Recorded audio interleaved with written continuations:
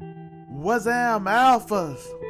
Today we are talking about KeemStar, Donald Trump and Tekashi 6ix9ine, three different characters. They're similar in a lot of ways.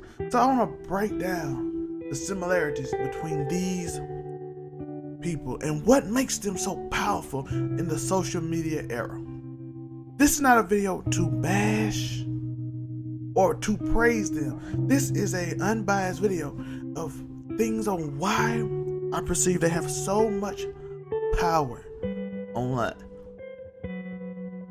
First thing I want to get to, I see you alphas in the building. I want you to know to keep stumping. Something amazing will happen. And you alphas, if you could take 1 second to like and subscribe. And if you really like the content, hit an alpha with a wazam in the comments.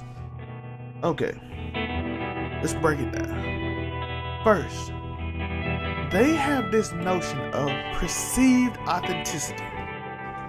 They seem authentic compared to the rest of the internet. They don't follow groupthink. Donald Trump is not your typical politician. KeemStar is not your usual YouTuber. Tekashi is not your usual rapper in some ways. Some ways they are. Their goals are the same. But they have this authentic, different feel to them, in which a lot of people try to fit into a bubble and a groupthink in which people often put their societal thinking and things in a way of far right, far left, this group, even though now, you know, some people have in this group that I'm speaking of have aligned themselves in this.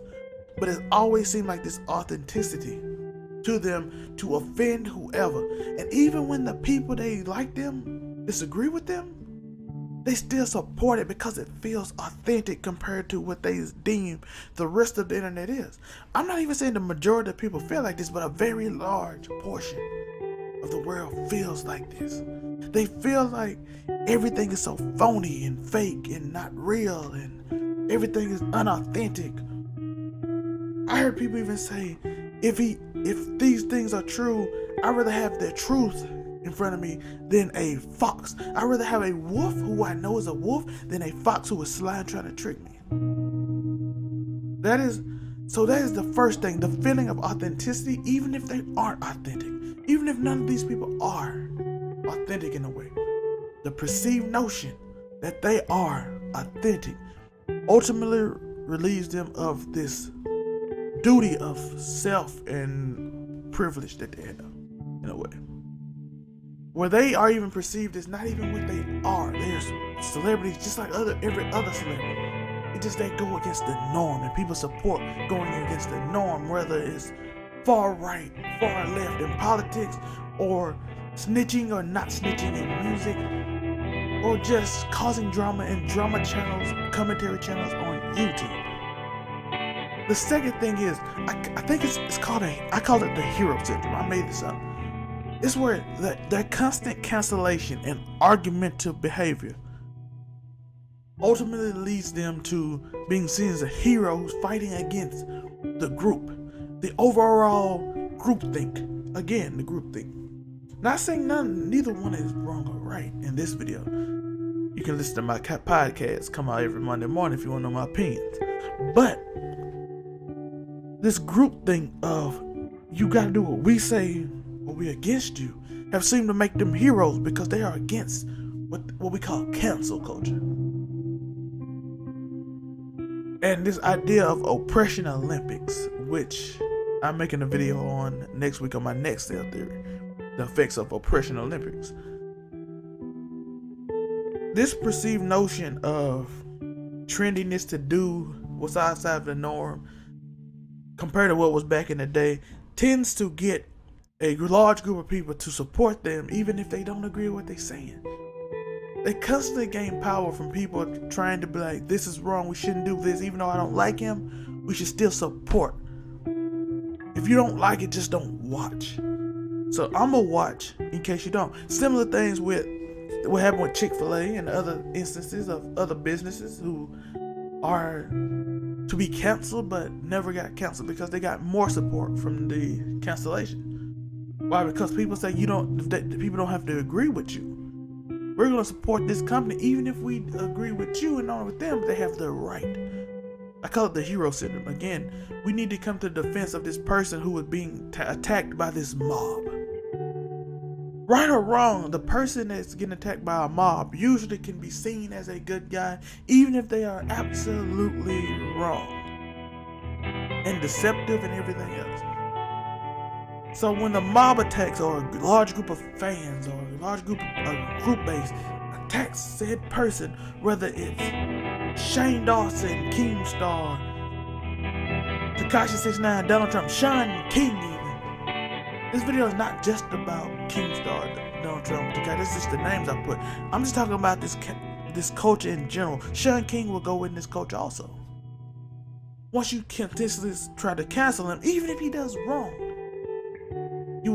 people will still support them because they see you as the enemy, and we must support this person against the enemy. My friend, my enemy, even if I disagree, my enemy of my enemy is my friend idea that we have now.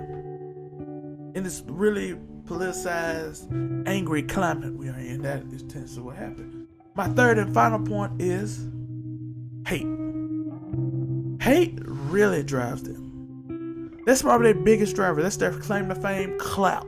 Hate equals clout. No, it's easier to do something to be hated and get famous than it is to do something good and get famous. If you don't believe me, go out there today and whatever side you're on, just claim you on that side and shoot someone. Your name will be all over social media today.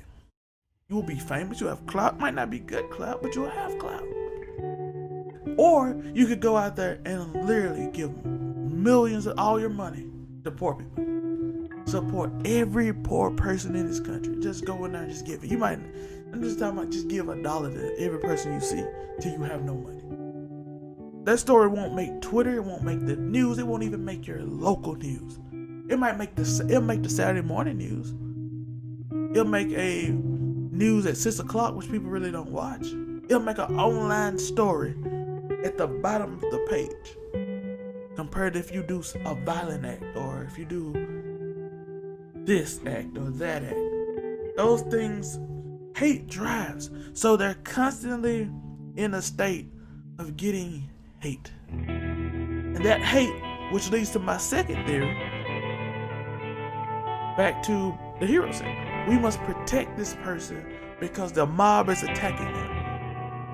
Your hate gives them more views, more time, more talked about, give them more things, which is easily for people like Sean King on the left, or Donald Trump on the right, or the Hodge twins to change their name to the conservative twins, or someone really who doesn't really know get from the left get into Black Lives Matter and says things, or just to point out what someone in the organization said, even though most people might not go with the organization, whether it's Antifa, QAnon, Black Lives Matter, whatever. Saying things outrageous gets you more attention. We had weeks of protest in this country where nothing happened. The news didn't even cover it. As soon as it picked back up in Portland, the news talked about it all day. As soon as it picked back up in Wisconsin now, the news talks about it every day. When it's violent, the news talk about it. When it's peaceful, they don't. Again, leading you are, which leads to being bred into a culture, ultimately to get attention, I need to be bad. It's like a kid. You are being one. Socioeconomic behavior is always proven by that. If I know growing up as a kid on the internet, being controversial will get me views, will get me Twitter followers, will get me YouTube views, will give me YouTube subscribers, will give me on Instagram, will give me a TikTok views, I will do it because that's the easiest way to get up. We are training a behavior of this. And that's my theory. Remember to tell someone you disagree with today you love them, change their whole day, turn their life around. Even if they hate you, they know you love them, they can't stop you then. And keep stopping, alphas. Because I'm going to keep stopping and we're going to keep growing. I love you. Shout out to anybody I mentioned in this video, even if I disagree with you right now, because you gave me a topic. to break down ultimately what's the problem with the internet and what we are being fed as a social behavioral mechanism now. Clout, hate, hero syndrome, cancel culture. All of this leads to the same thing. The view of being authentic. People are afraid to fall into this oppression Olympics. Again, oppression Olympic video coming up next. Thank you for watching my first Zell Theory. I got a bunch of them. It's gonna be fun. Thank you. Love you. Peace.